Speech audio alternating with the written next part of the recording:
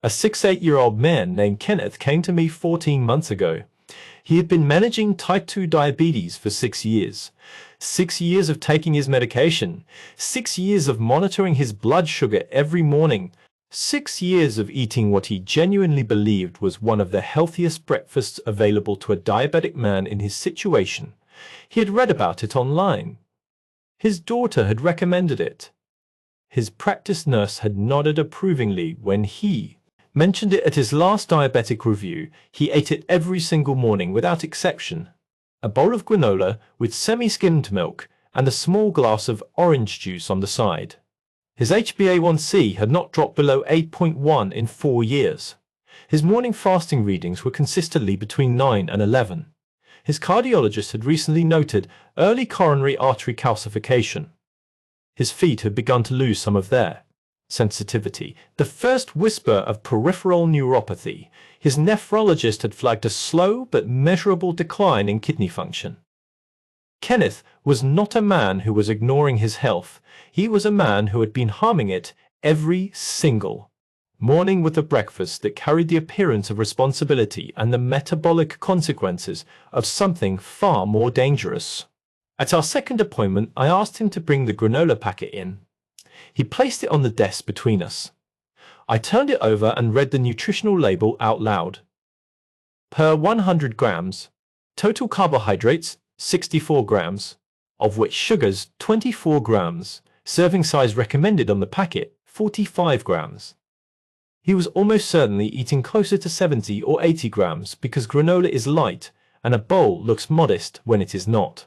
With the milk, with the orange juice, Kenneth was consuming somewhere between 80 and 110 grams of rapidly absorbed carbohydrate before he had been awake for 40 minutes every morning for 6 years, while his blood vessels paid the price in a currency he could not see.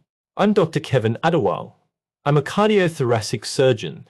I've spent over 30 years operating on hearts, repairing arteries, and watching what chronic blood sugar elevation does to the human vascular system from the inside. What I'm about to share with you, most doctors won't bring up at your annual checkup.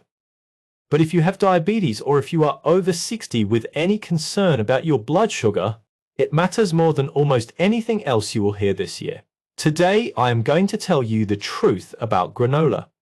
The breakfast food sitting in millions of kitchens right now, sold in health food shops, recommended on wellness websites, positioned on supermarket shelves between the muesli and the organic oats as though it belongs in that company. I am going to explain exactly what it does to blood sugar, why it does it, what the consequences are over months and years, and what to do instead.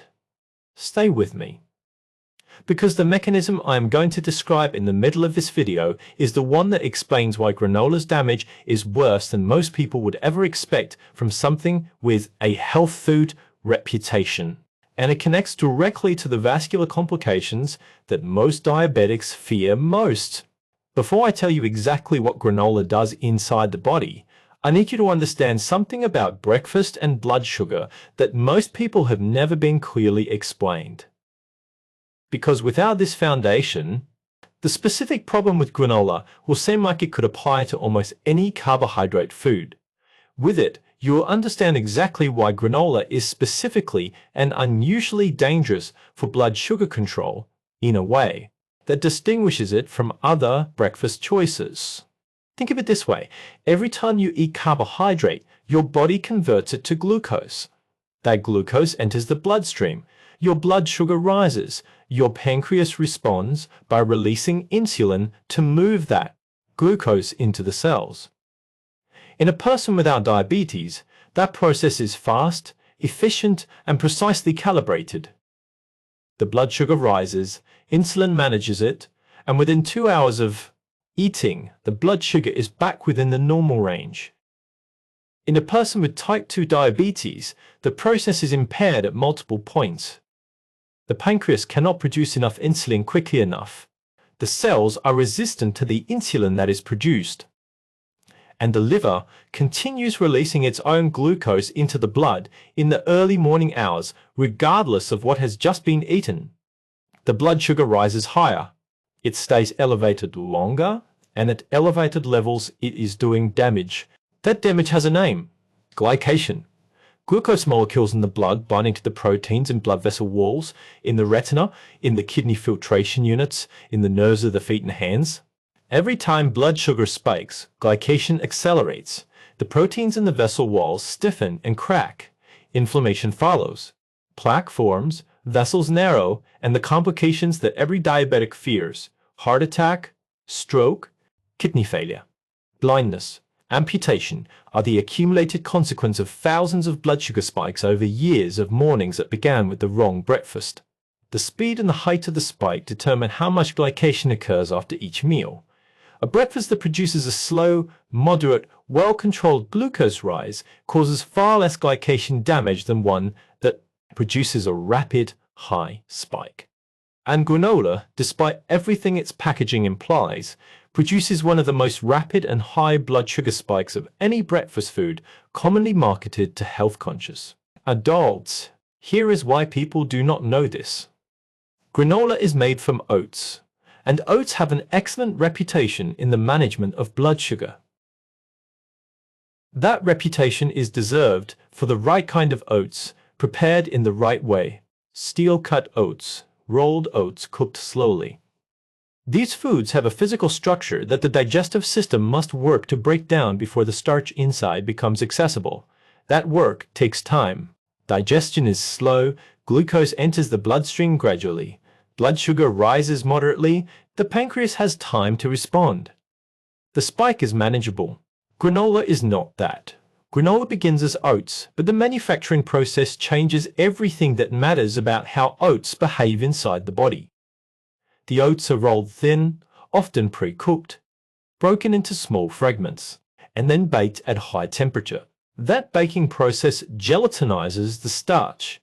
It pre-digests the carbohydrate structure. By the time granola reaches your digestive system, the starch it contains is already partially broken down. The digestive enzymes in the small intestine encounter almost no resistance. Glucose floods the portal circulation within 20 to 30 minutes of eating. And that is before we address the sugar. Here is what is actually happening inside your body. A standard serving of commercial granola contains between 20 and 30 grams of sugar added during manufacturing. Honey, golden syrup, brown sugar, date syrup, maple syrup. The names vary by brand, and each of them sounds more natural than the last. But inside the body of a person with impaired insulin response, it does not matter whether the sugar came from honey or from a bag labeled refined. It is glucose and fructose entering a bloodstream that cannot handle them efficiently. The pre-digested oat starch and the added sugar arrive together in the small intestine in a form that is almost as rapidly absorbed as dissolving them directly in water. The blood sugar rises fast, it rises high, and it stays elevated for long enough to cause measurable glycation damage before it begins to come down. A study published in the British Journal of Nutrition assessed post-meal blood glucose responses across a range of breakfast cereals in adults with impaired glucose tolerance, the pre-diabetic state.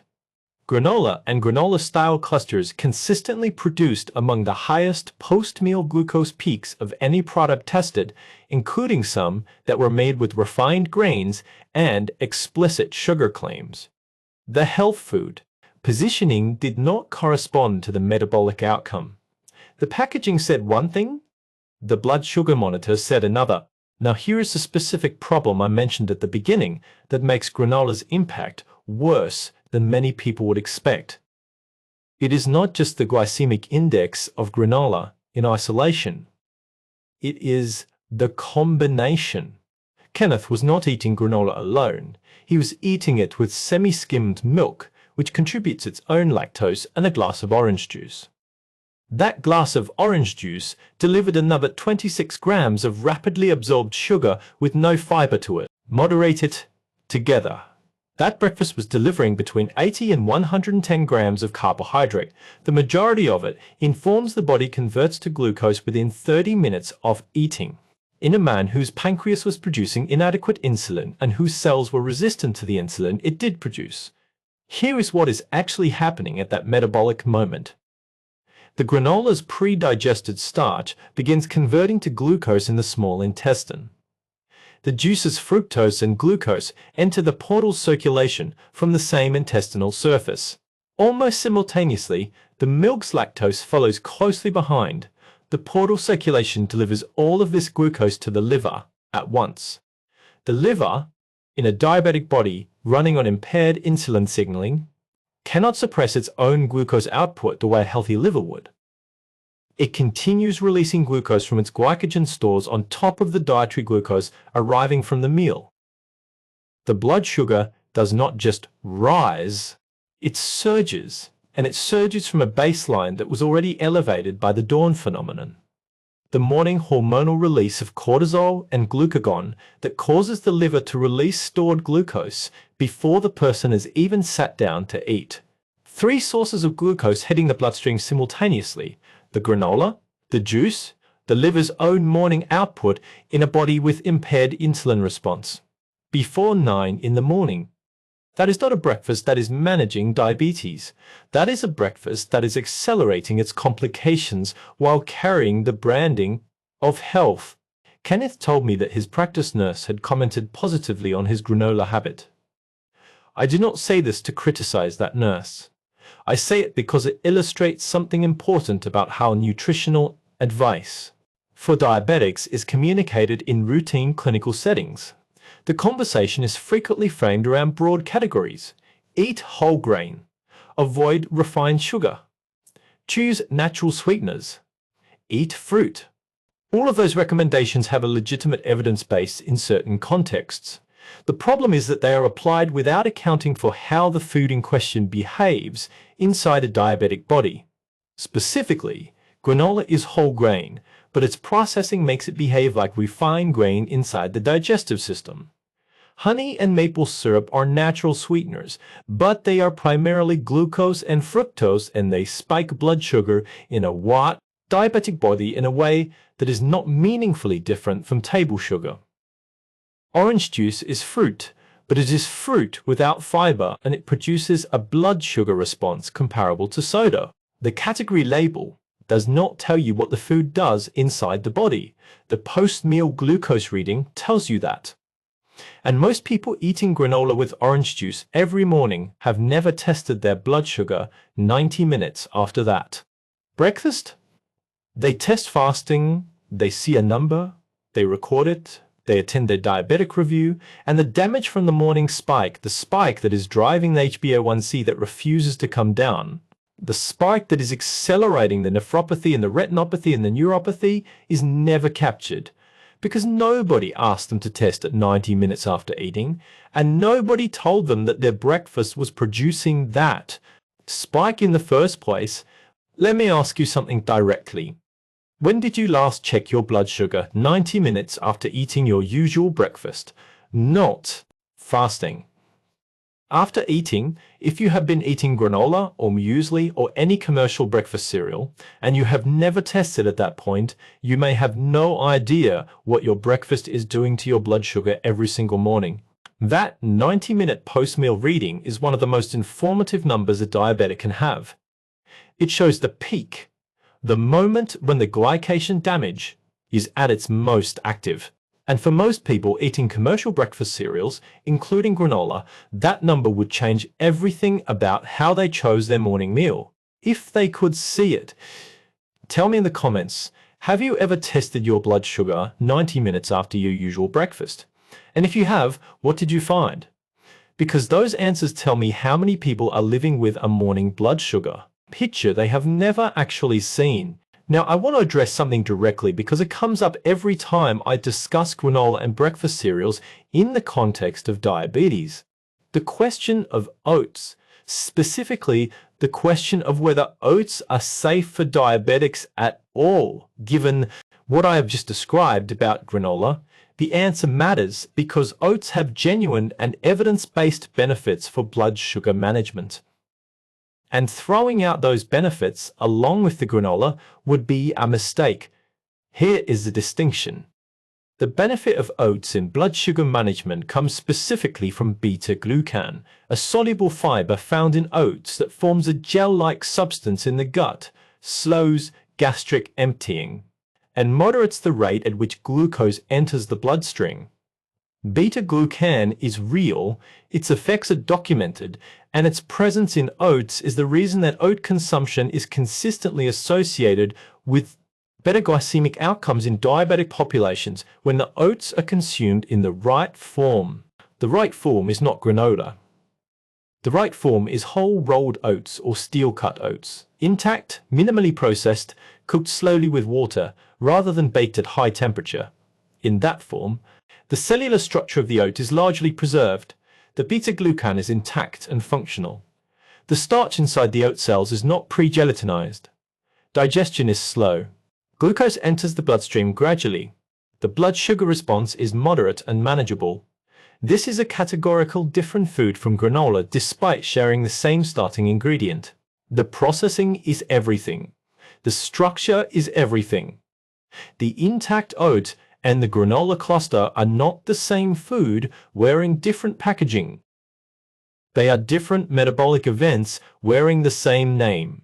A study published in the European Journal of Clinical Nutrition compared post-meal blood glucose responses in adults with type 2 diabetes after consuming steel-cut oats, rolled oats, instant oats, and granola. The steel-cut oats produced the lowest peak and the most gradual glucose curve. The granola produced a peak comparable to white bread in several participants. The difference between the best and worst performing oat products was not marginal, it was clinically significant. The processing had transformed one food into something metabolically unrecognizable from its intact form. So the answer is not to avoid oats.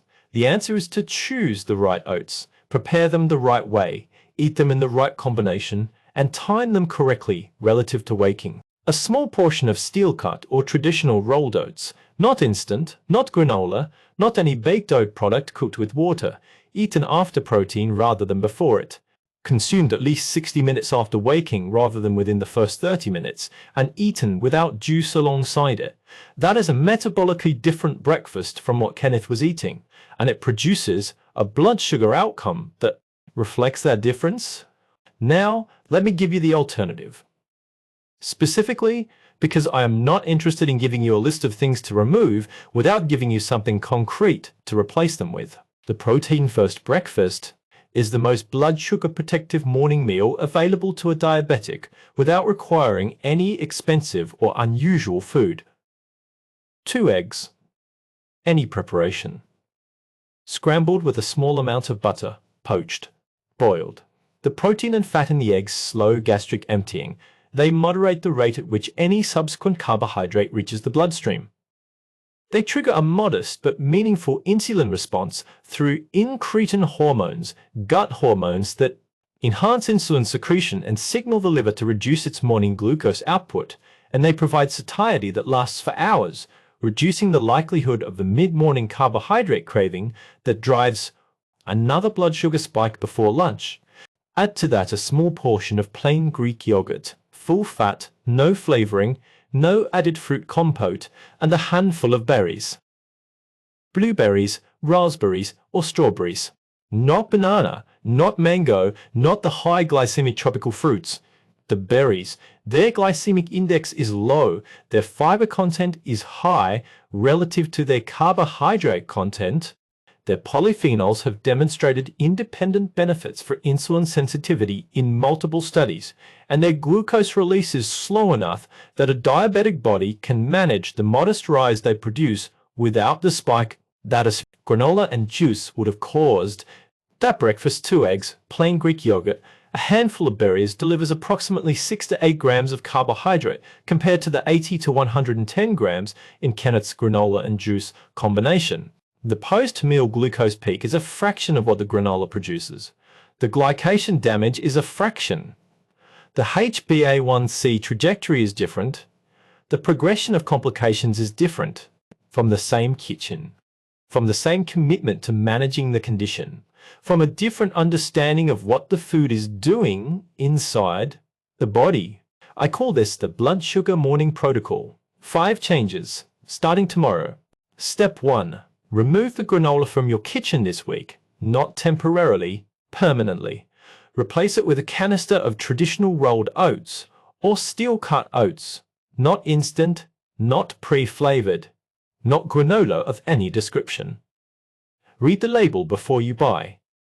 If it has been baked, coated, clustered, or sweetened in any form, it is granola by another name. Step 2. Stop the orange juice completely. I know this is difficult for many people because orange juice has been part of the morning ritual for decades, but there is no diabetic-safe amount of fruit juice in the morning.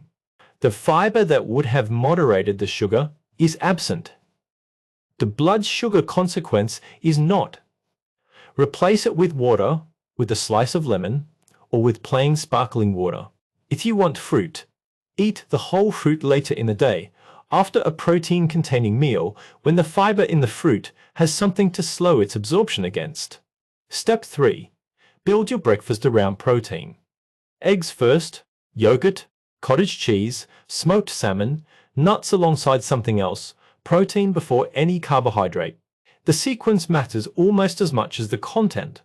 Research has consistently shown that eating protein before carbohydrate at the same meal produces glucose peaks 28 to 37% lower than eating carbohydrate first. Same foods, same quantities, different order, different blood sugar outcome. Step 4. Wait 60 minutes after waking before eating. The dawn phenomenon, the morning hormonal glucose release that elevates blood sugar before breakfast, is at its peak within the first 30 to 60 minutes of waking. Eating immediately on top of that surge compounds it. Waiting 60 minutes gives the body time to begin moderating that surge before adding dietary carbohydrate on top of it. During that 60 minutes, drink a full glass of water. Take a 15-minute walk, if possible.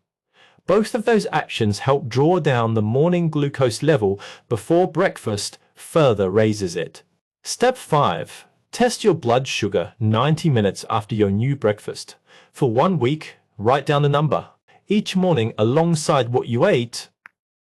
At the end of the week, compare those readings to the readings from the same time after your previous granola breakfast. If you have them, if you do not have previous post-meal readings, the comparison will happen inside your HbA1c over the next 3 months. Either way, the data will show you what the change is producing. And that data, taken consistently and brought to your next diabetic review appointment, is the most useful thing you can hand to the clinician managing your condition. I want to come back to Kenneth.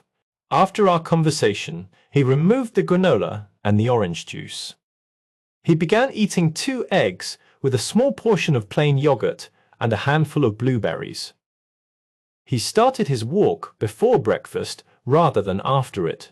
He waited 60 minutes after waking before his first meal, and for the first time in 6 years of diabetic management, he began testing his blood sugar at 90 minutes post-breakfast.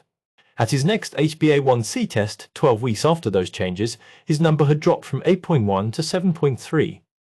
His fasting morning readings, which had been between 9 and 11 for years, were sitting consistently between 7.2 and 8.4. His 90-minute post-breakfast readings, which had almost certainly been reaching 14 and above on his granola mornings, were now between 7.8 and 9.1. The progression of his kidney decline had slowed measurably in his next nephrology appointment. His neuropathy symptoms had not worsened. The trajectory was different, not from a medication change, from a breakfast change, from understanding what one food was doing inside his body every single morning and choosing a different food instead. He came back to see me when he received his results. He put the HbA1c printout on the desk. He was quiet for a moment in a way that people are quiet when something they have been told for a long time turns out not to have been the whole truth. And then he said something I have thought about many times since. He said 6 years. 6 years of granola because everyone said it was the healthy choice. 6 years of it destroying my blood vessels. And nobody told me to test after eating it. Nobody showed me the number. If I had seen the number once, I would have stopped immediately. That sentence has stayed with me ever since. It is a significant part of why I make these videos, because the number tells the truth. The packaging lies, and most people with diabetes are making their breakfast decisions based on the packaging and never seeing the number that would instantly change everything about that decision. Let me say each point one final time. Granola is pre-cooked, pre-gelatinized oat starch baked with added sugar. Its processing removes the structural integrity that makes intact oats beneficial for blood sugar. It digests rapidly and produces blood sugar spikes comparable to refined grain products despite its whole grain marketing. Orange juice alongside it adds 26 grams of rapidly absorbed sugar with no fiber to moderate it. Together, they can push a diabetic's post-breakfast blood sugar to levels that cause measurable glycation damage before 9 in the morning. That damage accumulates in the vessels, the kidneys, the retina, and the nerves of every person eating this breakfast in the belief that they are doing the responsible thing. And the alternative? Protein first, intact oats in small portions, whole fruit instead of juice. Eating after 60 minutes, walking before eating, produces a categorically different blood sugar outcome from the same kitchen, from the same commitment, from better information. You now have that information. Use it tomorrow morning. Which breakfast food are you eating right now that you are reconsidering after watching this video? Was it the granola? The orange juice? Something else that has the health food label and the blood sugar consequence? Tell me in the comments. I read every single one, and your answers tell me what the conversation around diabetic nutrition is still failing to address in routine clinical settings. If this video gave you something that changes what goes on your breakfast table tomorrow morning, share it. Not for me, for the person in your life with diabetes who is eating granola every day because their practice nurse nodded when they mentioned it, who has an HbA1c that will not move despite their best efforts and no idea that their breakfast is the reason, who has never tested their blood sugar 90 minutes after eating and has never seen the number that would change. Everything they may not know, but you do now, and that is exactly why you are here. And if you have not subscribed yet, please do. Every week I bring you honest, evidence-based information that I wish every one of my patients had access to long before they needed surgery. Take care of your heart. It has been working for you every single minute of every single day without asking for anything in return. Give it what it needs. It is a fair trade. One last thing, and this is important. Everything I have shared today is general medical information based on published research and my clinical experience as a cardiac surgeon. It is not a substitute for your personal medical care. Please do not change your medications or your prescribed dietary plan without speaking to your diabetes care team first. They know your history. They know your numbers. They know your individual clinical picture. I do not. This is education. Use it as the beginning of that conversation, the conversation that Kenneth wishes someone had started with him 6 years ago.